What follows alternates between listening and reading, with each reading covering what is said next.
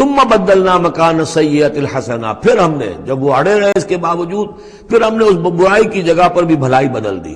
اب کھاؤ پیو، خزانے کھول دیے ہم نے تم پر. حتی عفوا، یہاں تک کہ وہ خوب بڑھ گئے، بڑھوتری ہو رہی ہے، ترقی ہو رہی ہے. وقالوا، اور انہوں نے کہا قد مس آباءنا الضراء والسراء، ہاں ہمارے آباء و اجداد پر سختیاں آئی تھیں، ہاں آیا تھا ایک دور ہم پر سختی کا، اب تو عیش ہی عیش ہیں، کھلے ہیں. فاخذناہم بغتۃ، پھر ہم نے ان کو پکڑا اچانک، وہم لا یشعرون، اور انہیں اس کا شعور بھی نہیں تھا کہ اب اچانک وہ پکڑ آنے والی ہے.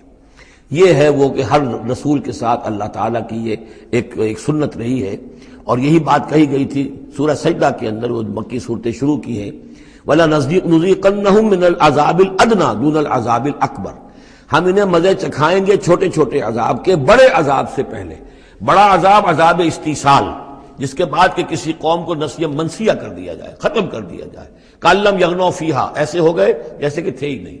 قُطِعَ دَابِرُ الْقَوْمِ الَّذِينَ كَفَرُوا، ان کی جڑ کاٹ دی گئی.